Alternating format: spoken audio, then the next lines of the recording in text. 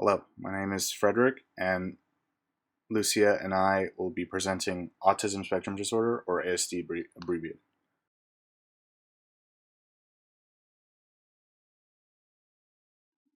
So, what is Autism Spectrum Disorder, or ASD? Uh, it is a neurodevelopmental condition that affects communication, behavior, and social interaction, and the degree to how that affects that person's life is part of the spectrum. So, the spectrum encompasses a wide range of conditions. Many individuals have different conditions and to different degrees.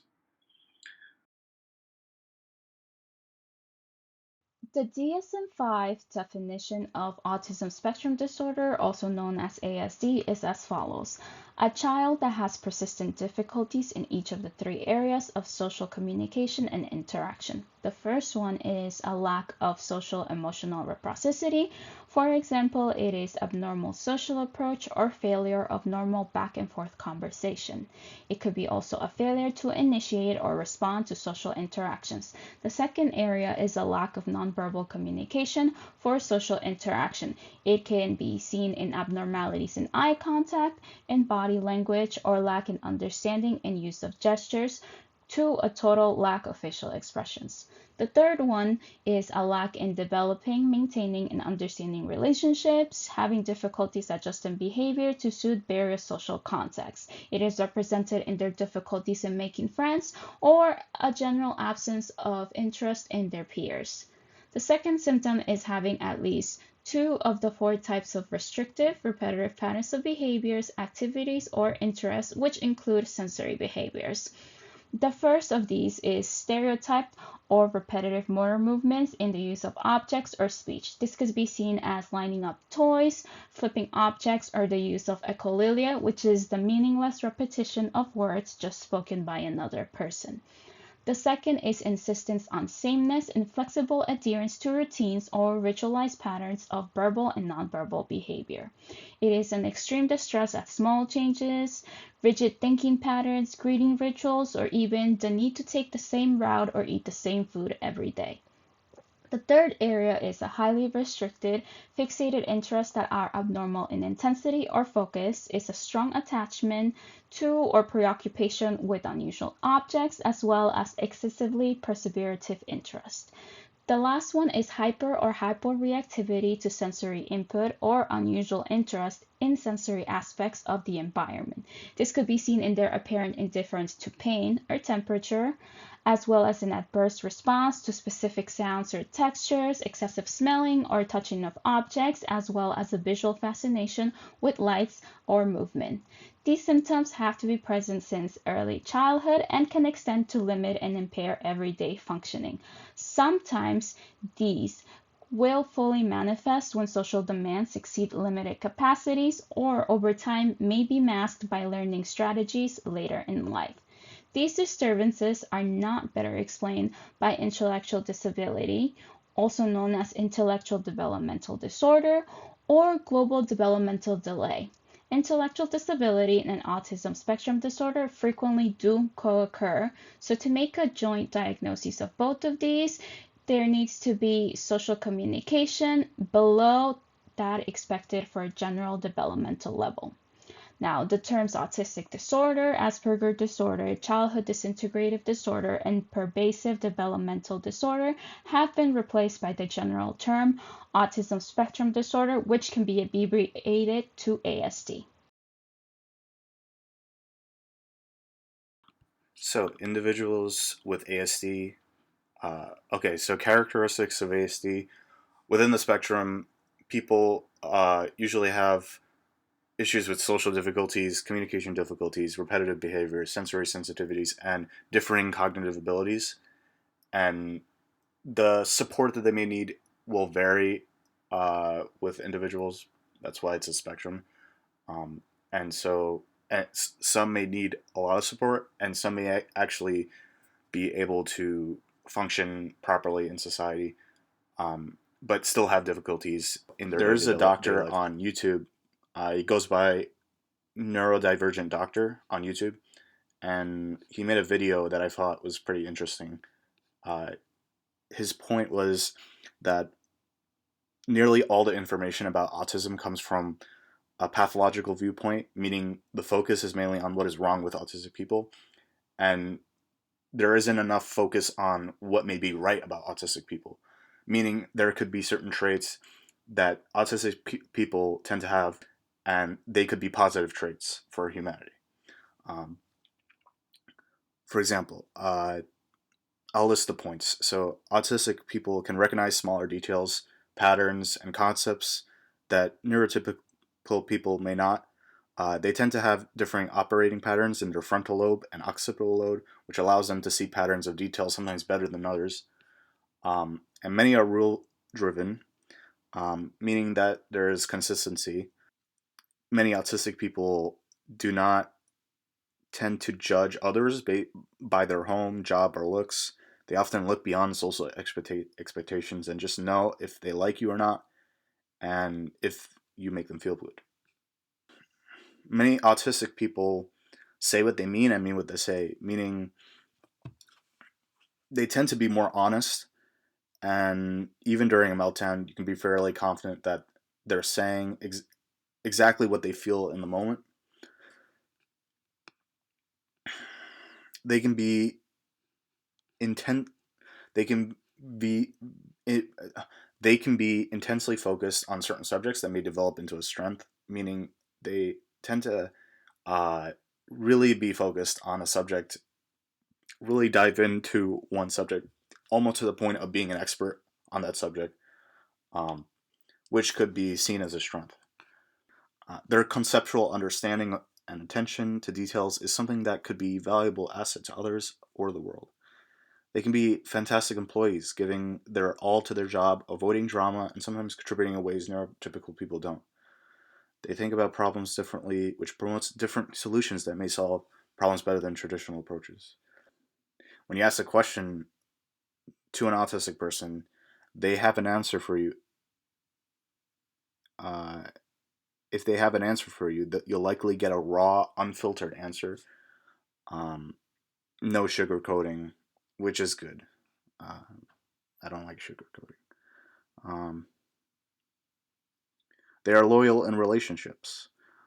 If they have a friend and they like you, they're very likely to trust you until they're betrayed too many times. Then you can develop trust issues. But uh, they tend to be very loyal. They expect an honest relationship that's built on expectations that don't align with what they want. That's not built on expectations that don't. They're more likely to have fewer but good friends. Autistic people can be very empathic. They can sometimes feel things with such intensity that they actually need to take a break from it. They can have strong ideas about right and wrong, what makes sense, what doesn't. When they resonate with a certain cause, they may go all in and may actually form organizations if they really, really care about it. Many autistic people see things very logically, often seeing things as right or wrong, black and white, yes or no. And this may not be a bad thing because it takes a binary to be able to have a gray area.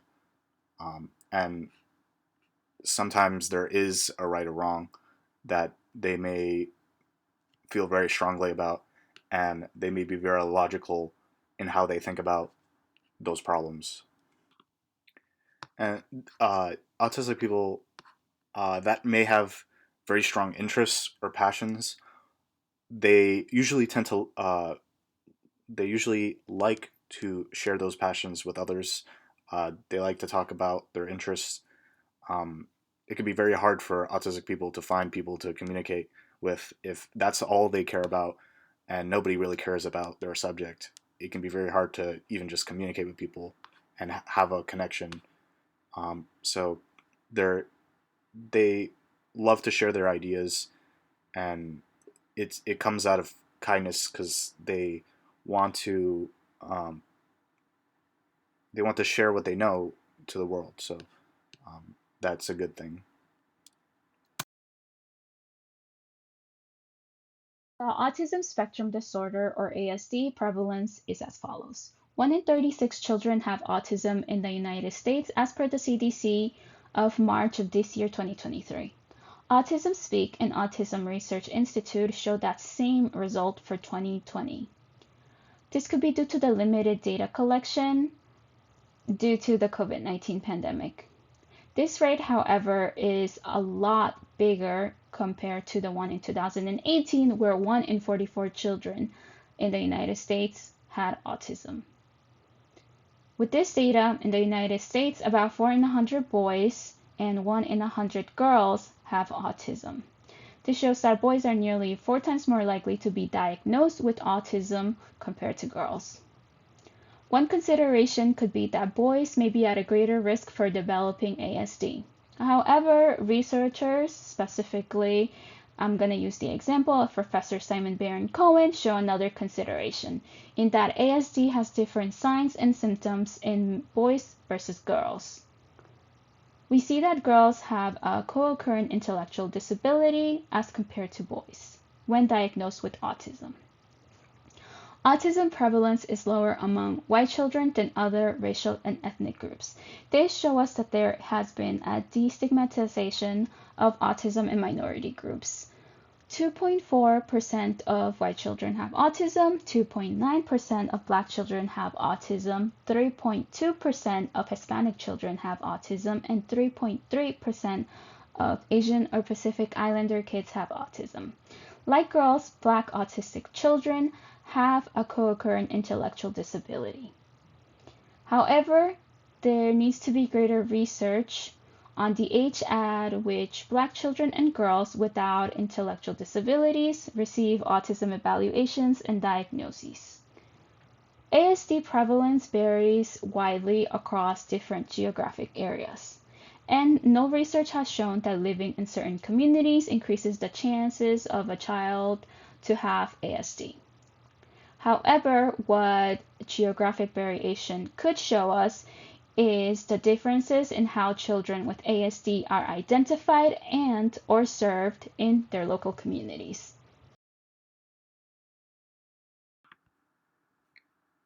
So, causes of ASD. So, there still needs to be research. There's no definitive cause for autism yet, and the causes are still being researched. It's believed to involve a combination of genetic and environmental factors. Differences in brain structure and function are detected in individuals with ASD. So that means we can trace some of those conditions to how the brain developed. And it seems that brain development is likely the cause of a lot of the conditions. These disruptions in brain development might occur during fetal development or in the early years of life. Long-term prognosis of ASD. When diagnosed with ASD, there are many questions on what to do with this diagnosis.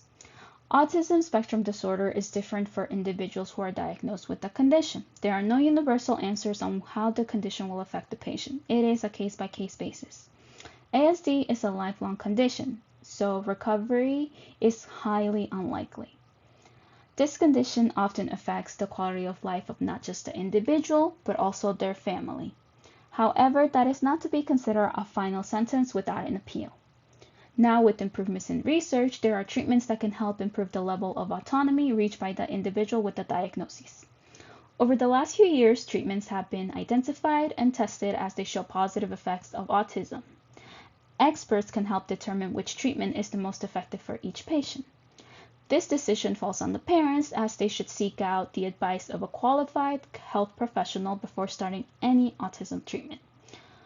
There have been several co-occurring conditions that have been identified with autism, such as sleep disturbance, seizures, and gastrointestinal distress, also known as GI. Treating these, along other related disorders, could improve the long-term prognosis for individuals diagnosed with autism. For those unable to fully articulate their pain or discomfort, they should have access to regular checkups from qualified health professionals with an understanding of autism. However, social integration is still difficult today. Community support and social integration may be important in improving outcomes for individuals with autism spectrum disorder. And adequate and timely preparation of the working career of these individuals is fundamental for the future, as choosing suitable activities for them will help them out in the future. This means that to create a dignified future for people with autism, we also cannot forget to listen to their point of view whenever it is possible so we can meet their particular needs.